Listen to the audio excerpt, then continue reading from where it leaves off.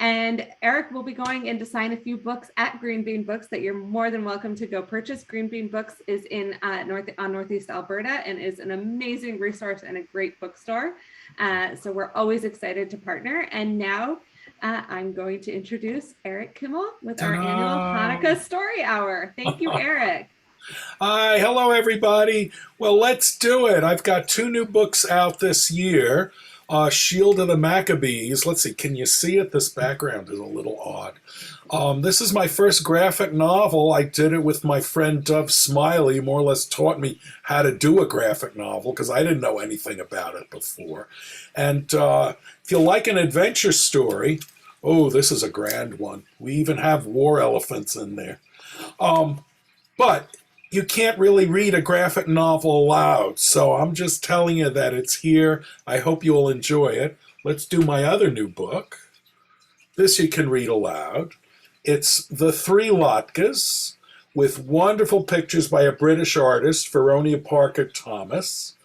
And what got me started on it was my cat, Doug, who one Hanukkah jumped up on the counter and was treating himself to the latkes when nobody was looking.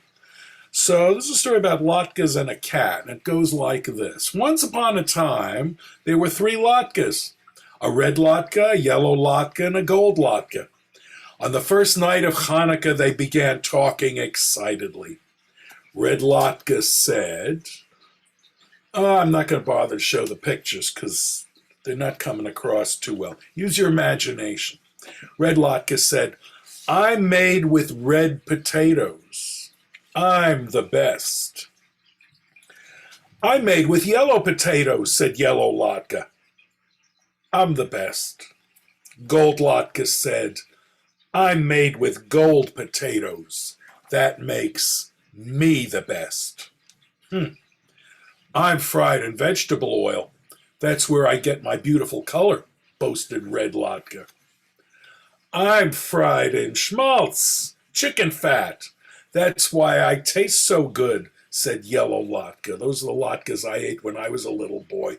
My grandma always fried them in schmaltz. Absolutely delicious, but a steady diet of chicken fat will kill you. So stick to vegetable oil. I'm fried in peanut oil, Gold Latke bragged.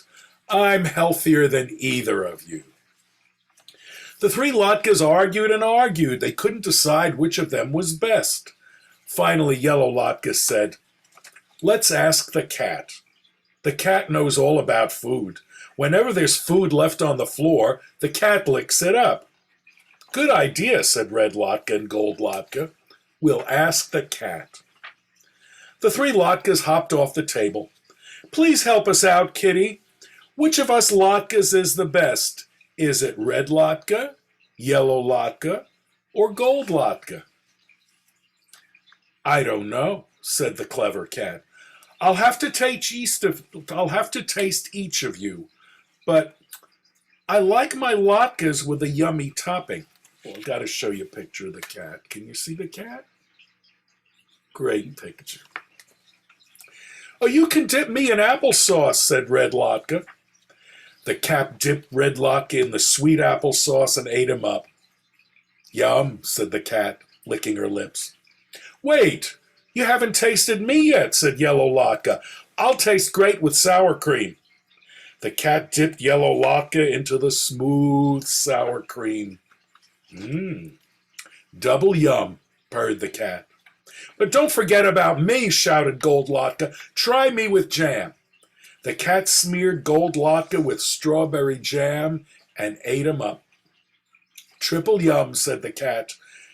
Now that I've tasted all the latkes, I am ready to decide which latke is the best. The best latke is... Which one do you think he picked?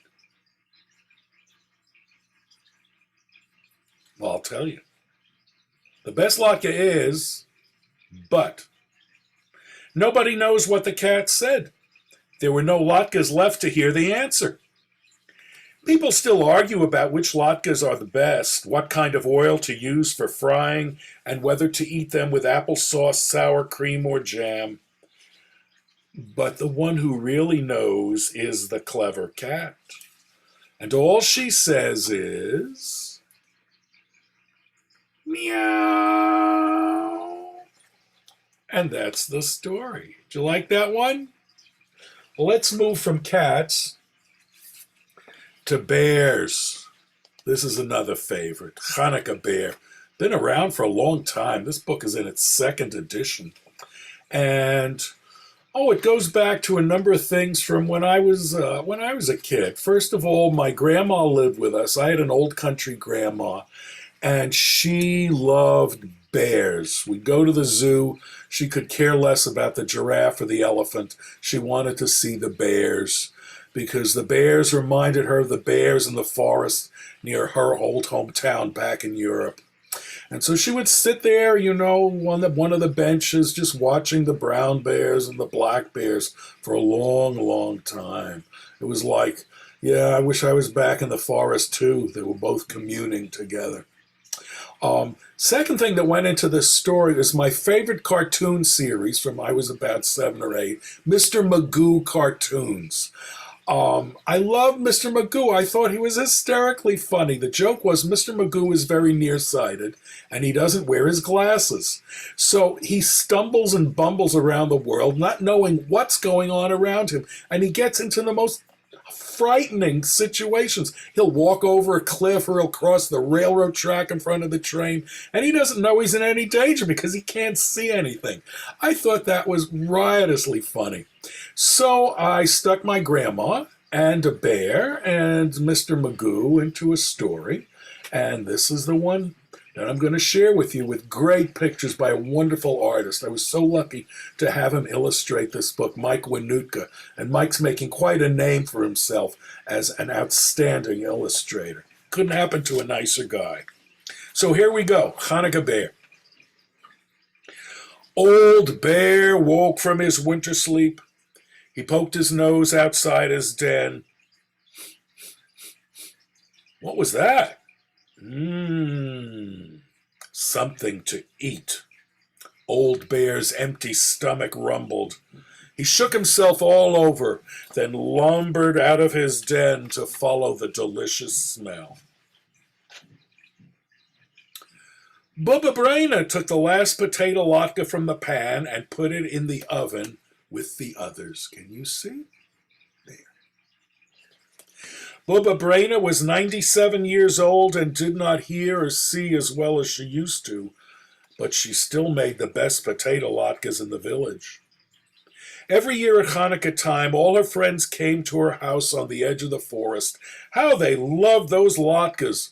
Bubba Braina always made plenty, but tonight she made twice as many as usual. Tonight was special. Tonight, the rabbi was coming. Bubba Braina hurried to get ready. Just then, she heard a thump on the door. She opened it. Rabbi, you're here early. How nice to see you. Oh, growled Old Bear. And happy Hanukkah to you too. Please come in. Old Bear walked into the house. I'll take your coat, Rabbi. My, how thick it is. Bubba Braina tugged at Old Bear's fur. Old Bear roared. Roar! Oh, you want to keep your coat on? Well, that's all right. It is chilly in here. Old Bear's nose twitched. Oh, thank you, Rabbi. How kind of you to say that. The latkes will taste even better than they smell. Old Bear followed his nose to the oven. Rabbi, I'm surprised at you. You know we don't eat until we light the menorah. Oh, that's all right. I know you were teasing. I'll light the candles. Will you say the blessings? Bubba Braina struck a match and lit the shamus candle. Then she lit the one for the first night. Old Bear muttered and growled.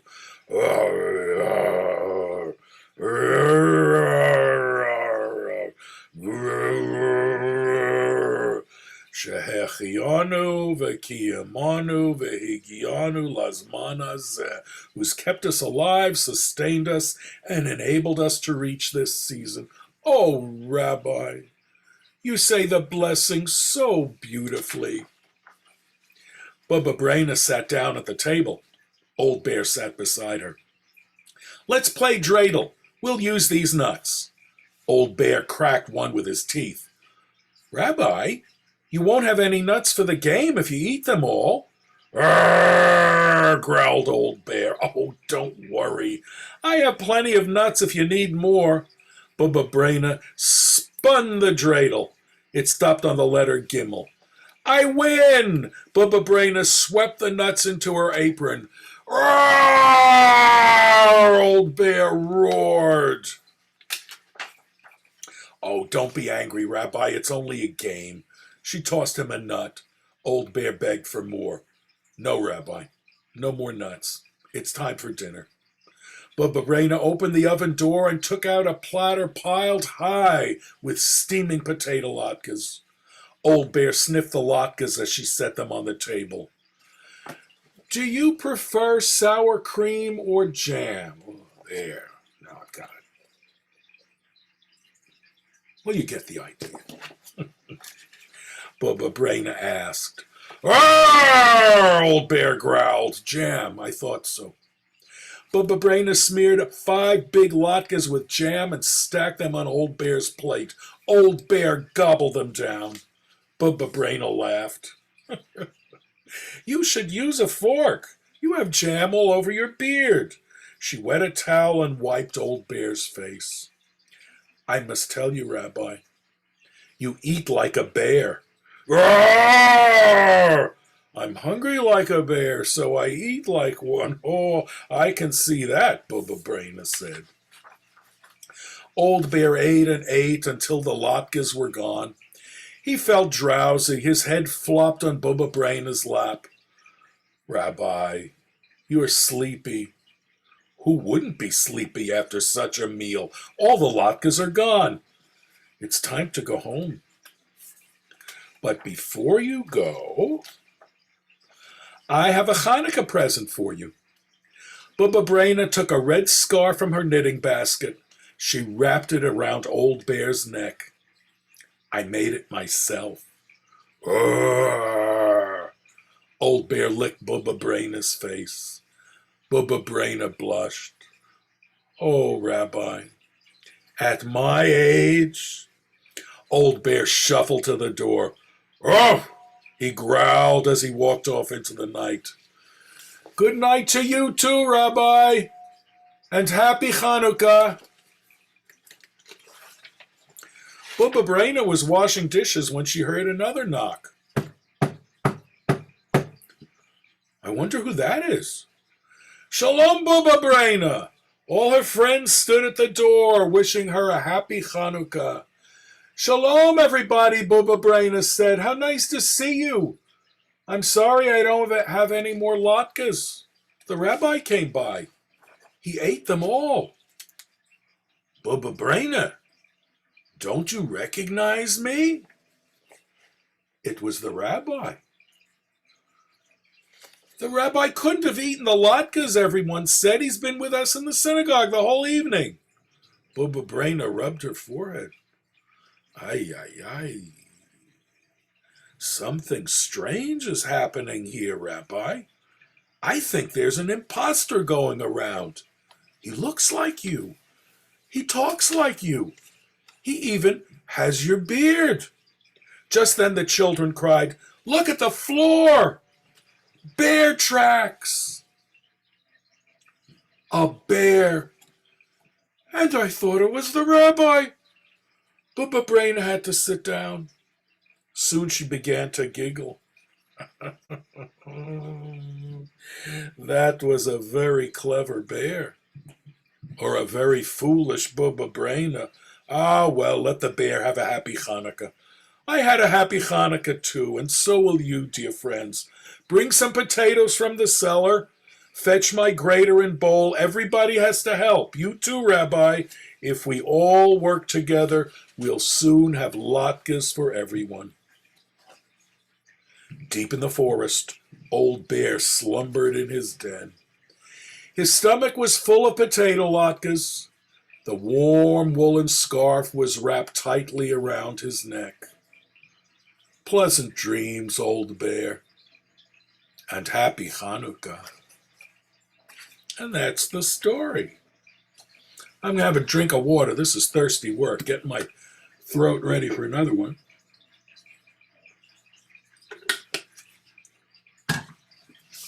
Oh, let's do a story that's really dear to my heart. This is called Simon the Bear, came out a few years ago.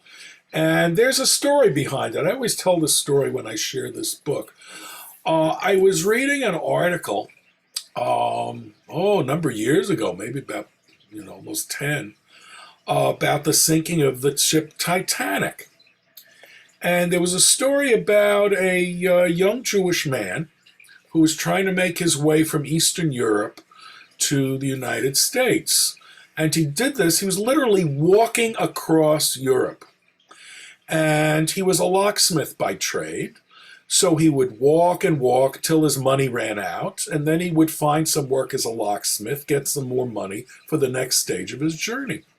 Well, he made it all the way to England, and there a friend of his told him that there was a brand new ship that was going on her maiden voyage, and they were looking for a good locksmith because on the ship's first voyage, perhaps some of the locks on the cabins didn't work, or some of the locks on the luggage might not open. So they needed somebody who knew and understood locks. So he applied for the job, and he got the job, and this was a great deal because he got his room, he got his board, and he got free passage to New York. What could be better? Unfortunately, the name of the ship was the Titanic, hit an iceberg, never made it to New York. And this poor man was found a couple of weeks later floating, dead, frozen to death, on an iceberg in the North Atlantic Ocean. So I read that story. I said, that is really a terrible story. It's just so sad. He almost made it, and then at the end his luck ran out. Well, one nice thing about being an author is you can change reality. You don't like that story? Write your own version of the story, and I could give it my own happy ending. So here's the story, Simon and the Bear, with absolutely gorgeous pictures by a wonderful artist, Matt Truman. And Matt was so kind. He was always asking me my opinion, my ideas, like I know anything about art. But I just said, just go for it. I mean, your artwork is superb. Couldn't be better for this story. And it's still one of my favorite books. Goes like this. When Simon set out for America, he promised his mother and brothers and sisters that he would work hard and save money. As soon as he could, he would send tickets for all of them. Simon's mother lovingly packed his knapsack for the journey. She put in hard-boiled eggs, salt herring, and 2 loaves of black bread, heavy as stones. Because Hanukkah was coming, she added something extra. I packed a little menorah, a box of candles, matches, a dreidel, and plenty of latkes, she said, holding back her tears. Wherever you are, Simon, don't forget to celebrate Hanukkah and its miracles. Who knows? You may need a miracle on your long journey. Simon took the train to the seaport. There he managed to get the very last ticket for a ship bound for America. His bunk was in the hold with 300 other people packed together like herring in a barrel. When the ship sailed, the barrel began to roll. And, it's not showing up too well. There. Oh, we had it for a minute. Well, you get a sense of that. I should get rid of that background, but I'm not going to stop the story to do it. Anyhow, when I wrote this part, this was based on some of my grandma's stories of her voyage to America, and she hated every second of it, and she loved to describe in great detail how bad the smell was, how sick she was, and just what an awful experience that whole ocean voyage was. I left that part out. For days on end, the ship rolled one way, then another. There was little to eat, but no one felt like eating. Simon didn't mind the noise, the smell, or the rolling of the ship, unlike my grandma. Every roll brought him closer to America. One night, Simon felt the ship lurch. He heard sirens and people yelling, "Everyone on deck!" Simon grabbed his knapsack and ran on deck with the others. A gigantic wall of ice loomed out of the sea. Its surface sparkled like diamonds in the moonlight. "An iceberg!" Simon heard the sailors shouting. The ship had struck this floating ice mountain. Now it was sinking. Simon stayed on deck, helping people into the lifeboats until only one boat remained. Simon climbed in. The sailors began lowering away. "Don't go! Wait for me!" shouted a man in a fur coat as he ran across the deck. "No room!" the sailors shouted at him. "The boat is full. We'll sink if we take one more person." The man's face fell. He tossed his watch to Simon. "If you get to New York, give this watch to my little boy. My name is on the back. Tell him Daddy loved him." The watch felt heavy in Simon's hand. This isn't right, he thought. That little boy will grow up without his father. I know what that feels like. "Wait!" he called to the sailors. Simon climbed out of the lifeboat. He returned the watch. "Get in, mister. Your boy needs you more than he needs a watch. I'll stay here." "You're very brave," the man said as he got into the boat. "I'll never forget you." Simon stood alone on the deck as the lifeboat rowed away. The sinking ship groaned. Its bow lifted into the air. Simon grabbed his knapsack and leaped from the rail just before the ship plunged below the dark water. Simon landed on the iceberg. He looked up at the moon and said, "Now I am truly alone. I will die here." He thought sadly about his mother. Then he recalled her parting words. He straightened. "Tonight is the first night of Hanukkah, a time of hope. I won't give up. I'll even light a candle. Who knows? A miracle may happen for me, just as one happened for the Maccabees long ago." Simon took out his menorah. He said the blessings and lit the shamas and the first candle. Then he spun his dreidel. "Kimmel is the winning letter," Simon murmured as he watched the dreidel spin. "But I don't need Kimmel. I need Nun. It stands for Nace, miracle. Come on, dreidel. Give me Nun. Give me a miracle." Simon spun his dreidel again and again, and at last it fell on the letter Nun. By then, the candles had burnt out. In the darkness, Simon heard a splash nearby. Then he made out a ghostly shape swimming toward him.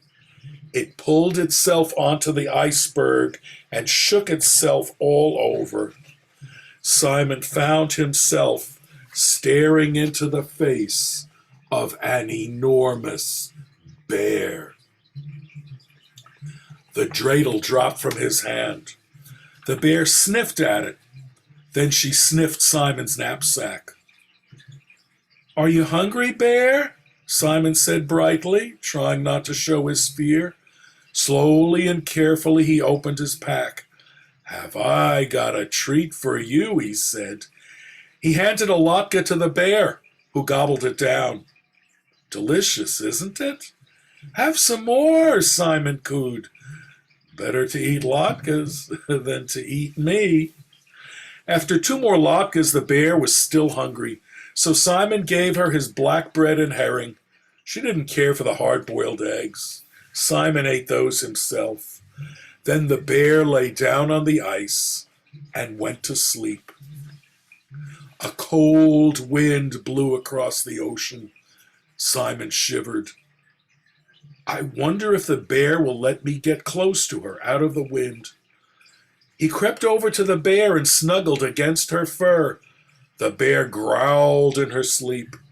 She stretched her paw over Simon as if he were one of her cubs. Simon closed his eyes. He slept safe and warm that night. When Simon awoke the next morning, the bear was gone. He felt lonelier than ever. Will she come back, he wondered. For what seemed like hours, he stared at the empty horizon. Then he saw something white bobbing on the waves. It was the bear, swimming toward him. The bear climbed back on the ice. Simon saw that she had a fish in her mouth. She skinned it with her teeth, and then, to his surprise, she bit it in two and gave him half. Simon cut it up with his pocket knife and tried a piece. Not bad, he told the bear. A little salty, like lox. He and the bear ate the fish together. The bear went fishing again, and that night, when Simon lit the menorah, his stomach was full.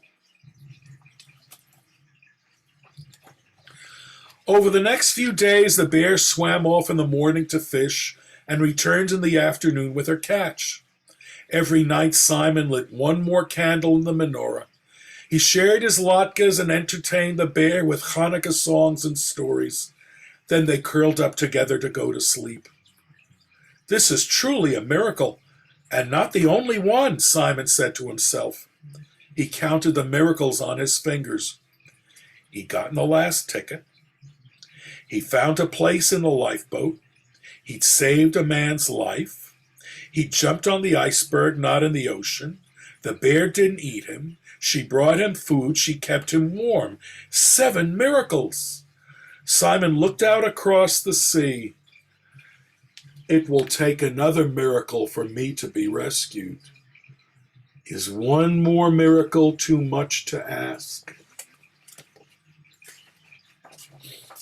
The last night of Hanukkah arrived. Simon lit the candles. As they burned out one by one, leaving him in utter darkness, he thought, I have no more candles, no more matches. Tonight we ate the last latke. My knapsack is empty. No bread, no eggs, no herring. Maybe the bear will swim away tomorrow. Then no fish. I will surely die of cold and hunger. Simon shivered as the moon rose over the cold sea.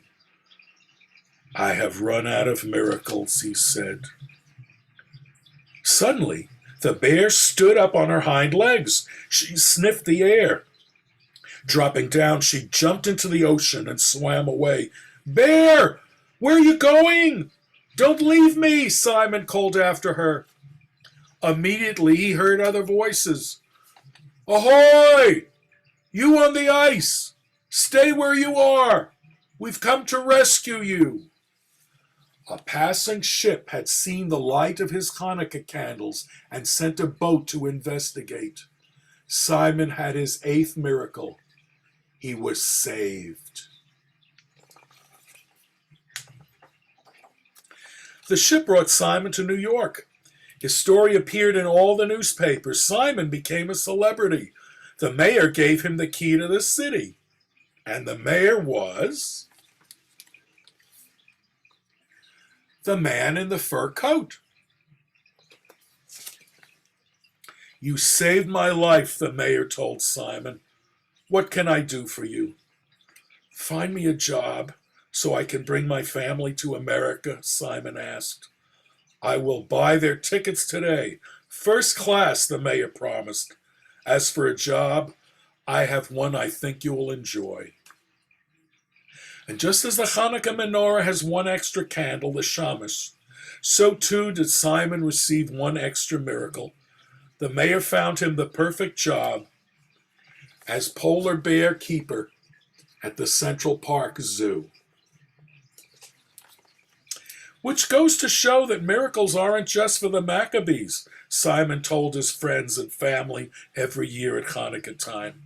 They can happen to anyone, anywhere, even in the darkest of times.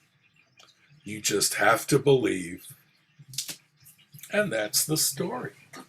You like that one? Okay, now for our last story, let's do the one probably everybody's waiting for. Herschel and the Hanukkah Goblins. Wait, that's a long story. I better have a drink of water before I tackle that one. And I've got to do the voices too, so it's hard on your throat. This story has an interesting history. When I was a kid, it always struck me that except for the all-of-a-kind family books, which are very sweet, not exactly my style, there really weren't any good Hanukkah stories. They were sweet, they were nice, they were cute, yeah, okay, but so what? My grandma could tell better stories. My grandma was a terrific storyteller. And her stories were not the kind of stories that most parents would tell to kids today because they were scary. They were stories about ghosts and witches and things in the forest. And now that I remember them, they were usually about kids who didn't listen to grandma and came to a bad end. And a lot of the stories ended like this. Didn't end with, and they lived happily ever after. Oh, no. Waste of time. It was, and they found them in the woods in the spring after the snow melted. Ooh. But one that was even worse was, try this ending. And they were never seen again. I put together a collection of some of these stories as well as some other ones that were kind of in that style and submitted them to PJ Library, and PJ wouldn't touch them. They said they were too scary. Oh, I don't know. They didn't bother me. And now that I've grown up, the twitching has kind of gone away. But anyway, I loved a good scary story. And another thing that went into this book is one of the great Christmas stories of all time, Charles Dickens' A Christmas Carol. And I love the story, although I saw it on TV long before I was able to read the book. It was the black and white version with Alistair Sim, which I think is still the scariest and the best one ever done. Especially that final scene when the ghost of Christmas future takes Mr. Scrooge and shows him his own grave in the cemetery. This is where you're heading if you don't change your ways. Boy, that give me shivers. And then there was a Ukrainian story that I always liked called Ivanko the Bear's Son, in which the hero, Ivanko, fools a goblin who lives in a lake. So all this stuff is going over in my mind. My grandma's scary stories, this goblin from Ukraine, and A Christmas Carol. Can I put these all together and make a creepy Hanukkah story? Just like A Christmas Carol is a wonderful but very creepy Christmas story. Well, to do this, I had to make some changes. I thought, well, we have one goblin. Why don't I just multiply him 8 times, and I'll have a Hanukkah story. I swapped out Ivanko for a Jewish folk hero, Herschel Ostropolia. I know a lot of stories about Herschel. He's very, very clever, very tricky, and very funny most of the time. I thought, okay, I have a Hanukkah story, so what does Herschel have to do? He has to light the menorah, 1 candle for every night. Every night a goblin shows up, he fools the goblin. Yeah, okay, that's fine. But then the 8th night, the king of the goblins shows up. And the king of the goblins is not as stupid as his flunkies. He's really dangerous. And he's merciless as well. How is Herschel going to get out of this? Well, I'm not going to tell you. You're going to have to listen to the story. Here we go. Herschel and the Hanukkah Goblins by me, with Absolutely wonderful illustrations by my dear friend Trina Schartheimer, who's gone now. But one of the greatest pleasures in my life was knowing her and being her friend. It was the first night of Hanukkah. Herschel of Ostropol was walking down the road. He was tired and hungry. Nonetheless, his step was light. Soon he would reach the next village where bright candles, merry songs, and platters piled high with tasty potato latkes awaited him. But when he arrived, the village was silent and dark. Not one single Hanukkah candle could be seen. "Isn't tonight the first night of Hanukkah?" Herschel asked the villagers.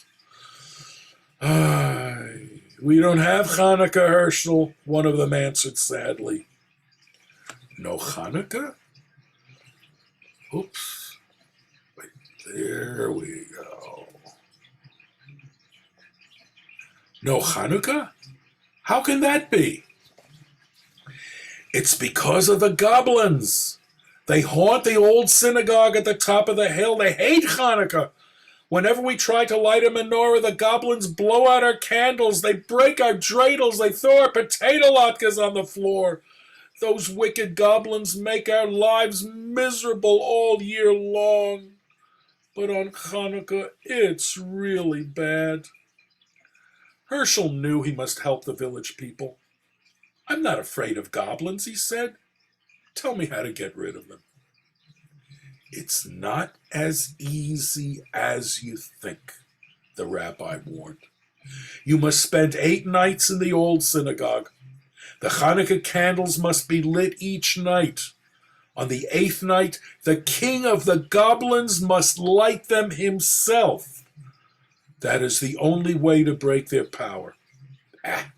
"I'm not afraid, Rabbi," Herschel said. "If I can't outwit a few goblins, then my name isn't Herschel of Ostropol." The villagers wished Herschel good luck. They had no potato latkes to give him, so they packed several hard-boiled eggs for him to eat, along with a big jar of pickles. The rabbi gave Herschel a brass menorah, a package of candles, and a box of matches. Then the villagers said goodbye. Nobody expected to see Herschel again. It was long past sundown by the time Herschel climbed to the top of the hill where the old synagogue stood.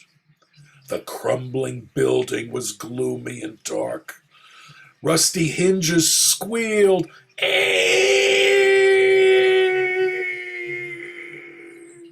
as Herschel opened the door.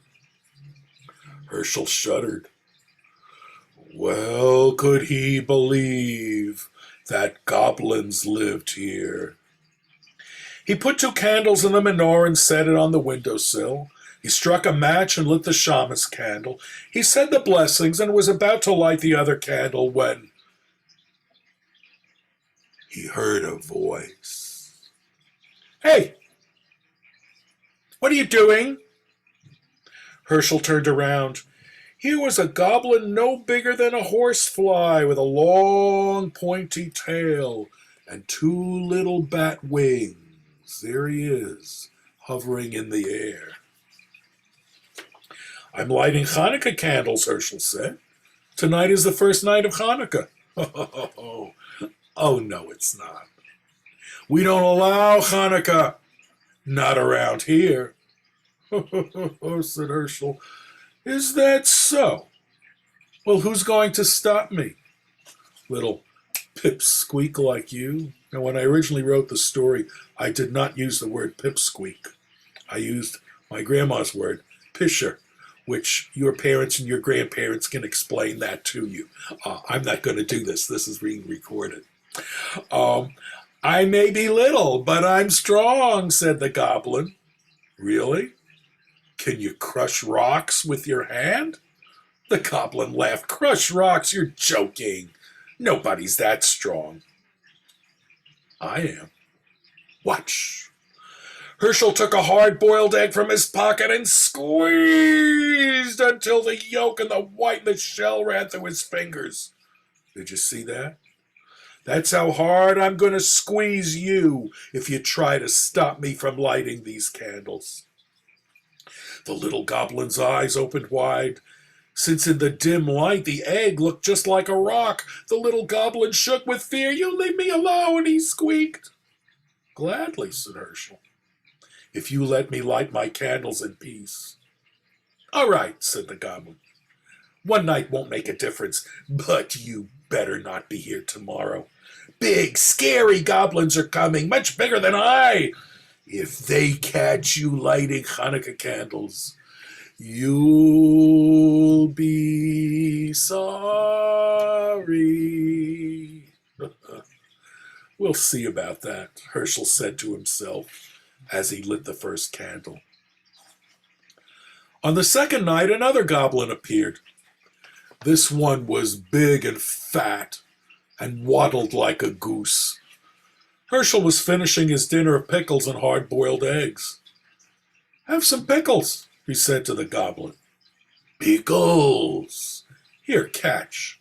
Herschel tossed him a sour pickle. The goblin caught it in his mouth and swallowed it.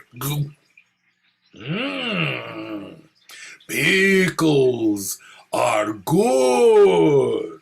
Oh, do you like them? I have plenty in this jar. Take all you want." The greedy goblin grabbed as many pickles as his claws could hold, but when he tried to pull his fist out of the jar, he couldn't.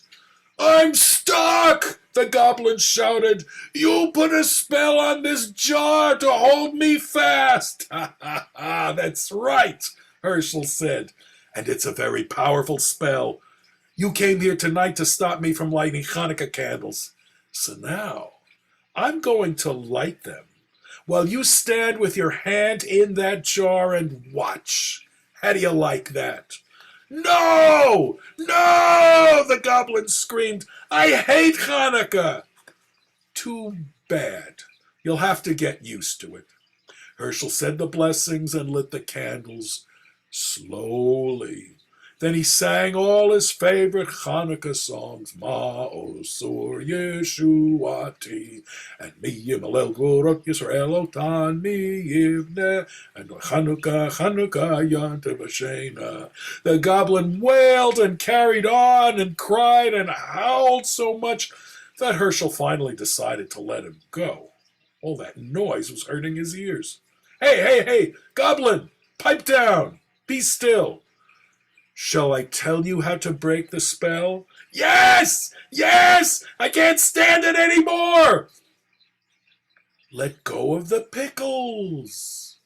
Your greed is the only spell holding you prisoner." The goblin let go of the pickles. His hand slipped out of the jar easily. How that goblin raged! He stood with his hand in a pickle jar while Herschel lit Hanukkah candles under his nose. The furious goblin stamped his foot so hard he shattered to pieces. The wind blew them away.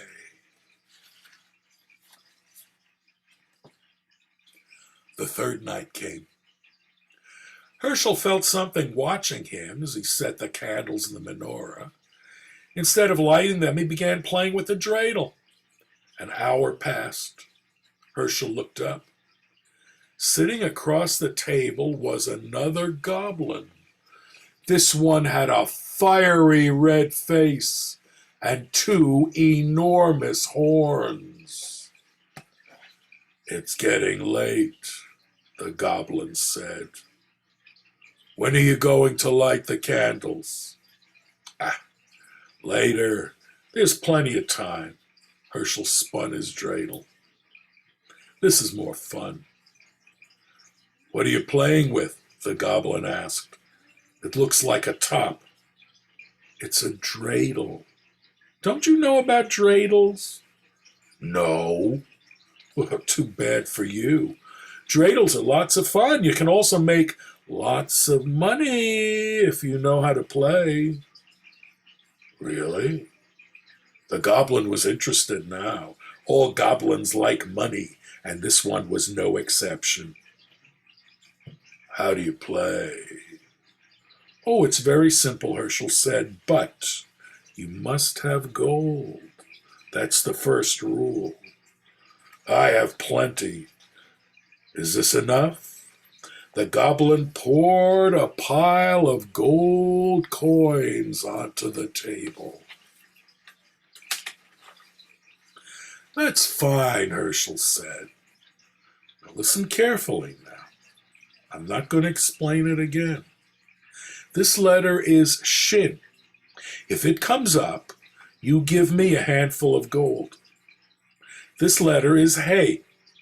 If it comes up, you give me half your gold. This is Gimmel.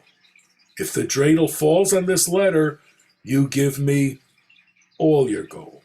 Verstehst? Understand? Wait. There's one letter left. What about this one? Oh, that's nun. If the dreidel falls on nun, I don't give you anything. Ready? Let's play. You go first. The goblin spun the dreidel. The little top whirled round and round. When it fell, the letter on top was shin. Too bad, Herschel said, taking a big handful of the goblin's gold. Try again. Maybe you'll have better luck. The goblin spun the dreidel once more. This time it fell on hay. Ah, this isn't your night, Herschel said, helping himself to half the goblin's gold. Come on, one more time. Your luck is bound to improve. Once again the goblin spun. This time the dreidel landed on Gimmel. Ay. Too bad, Herschel sighed as he took the rest of the goblin's gold. Would you like me to spin? Yes, the goblin grumbled. He was very unhappy about losing his money. Herschel spun the dreidel. This time the letter nun was on top. Nun. Oh my, I don't give you anything. I get to keep all the gold. Say, that was fun. Go get some more gold. We'll play again. What about the Hanukkah candles? Oh, we'll light them later. There's plenty of time. Not for me, the goblin said. I'm leaving now. I don't like this game. I don't like Hanukkah. And I don't like you. Oh, come on, don't go, Herschel pleaded. I know lots of games. Stay a while. We'll have fun. Goodbye. The goblin spread his wings, swooped out the door, and flew off into the night. Herschel lit the candles all by himself.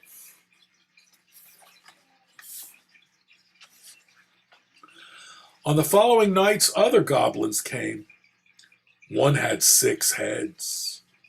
One had 3 eyes. All were terrible and fierce.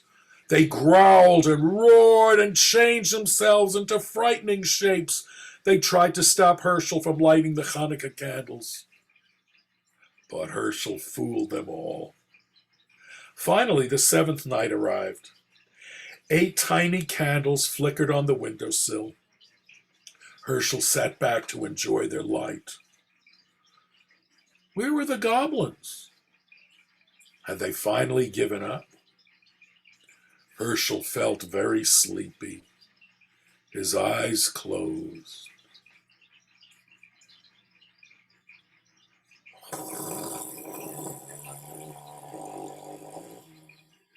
Suddenly, he sat up. He heard a horrible sound, a voice that resembled the cracking of bones. Happy Chanukah, Herschel of Ostrobol. Who is it? Who is there? Don't you know who I am, Herschel?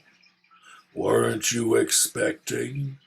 The King of the Goblins!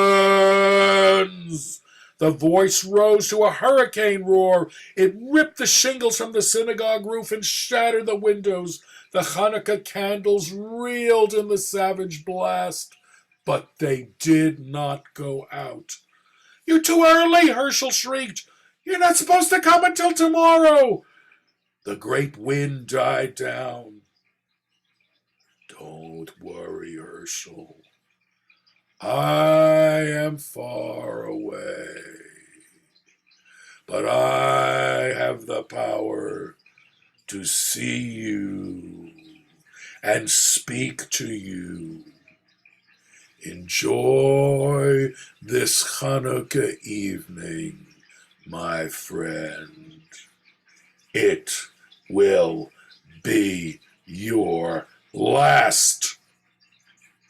Tomorrow night, I will come for you. You fooled my slaves, the other goblins.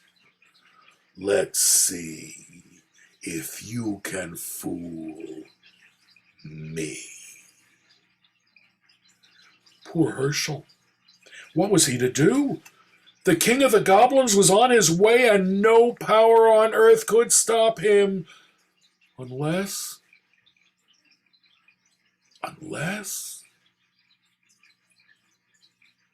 Herschel had an idea. It was a big chance, but he had to take it. It was the only way to save himself and Hanukkah. The last night of Hanukkah arrived. Herschel set the candles in the menorah, but instead of placing the menorah on the windowsill, he put it and the box of matches on a small table near the door. Then he sat down to wait. Night fell. It grew dark as pitch inside the gloomy old synagogue. Outside, the whole world lay cold and silent.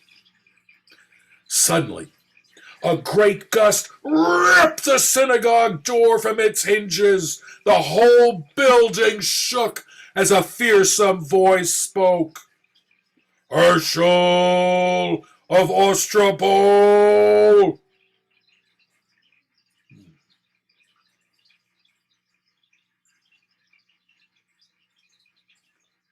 Did I hear something? It is I, the king of the goblins! Herschel laughed. Oh, come on, don't be silly. You're one of the boys from the village. You're trying to scare me. I am not a boy! I am the king of the goblins! Yeah, right. Mm-hmm. I'll believe it when I see it. Come on, show yourself to me. Behold, I stand before you. Do you believe me now? Herschel tried not to look. Even in the darkness, he could see the outline of a monstrous shape filling the doorway, a figure too horrible to describe. He pretended not to care. It's too dark. I can't see anything. A candlestick and some matches are by the doorway. Why don't you light a few candles? Then I'll see what you really are. Indeed, you shall! A match flared. The shaman's candle caught the flame. Herschel's blood turned to water at the awful sight before him, but he did not lose courage. Ribono shel olam, Master of the world, he silently prayed. Thou who created the heavens and the earth and the spirits of the air, stand by me now. Then he addressed the goblin. It's still too dark. What are you afraid of? There are plenty of candles. Why not light them all? A hideous hand took the shaman's candle and lit the others one by one. Herschel felt himself growing faint, but he forced himself to look. His eyes grew wider and wider as each candle caught the flame. 6, 7, 8. The king of the goblins stood before him. Now, Herschel, do you know who I am? Um,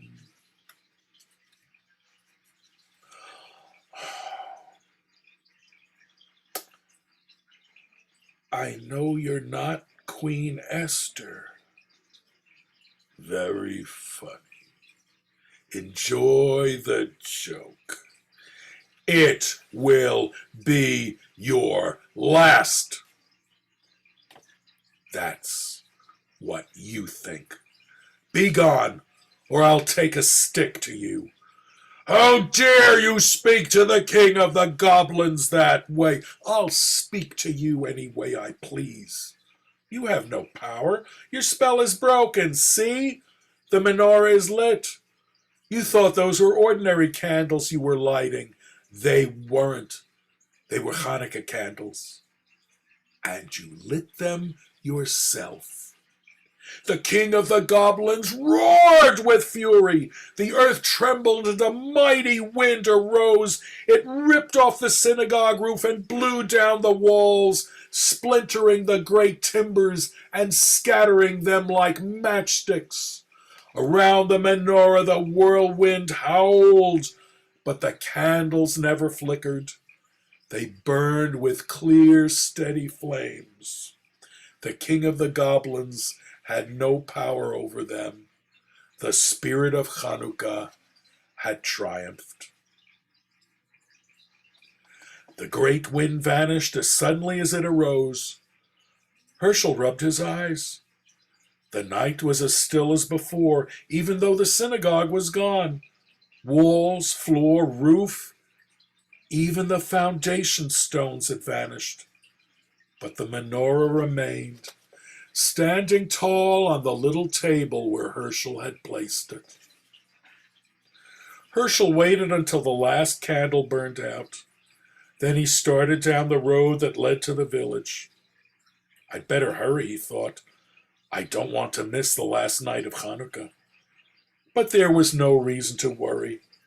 In every window stood a menorah with 9 gleaming candles to light the way. The whole village was waiting for him. Well, thank you for coming and listening to the stories. It's almost time to light the menorah and enjoy the first night of Hanukkah. So, if you want a book, I'll be coming by Green Beans to autograph anything that you leave for me to autograph. And thank you for coming, and I hope you enjoyed the stories, and happy Hanukkah to you all. Bye now.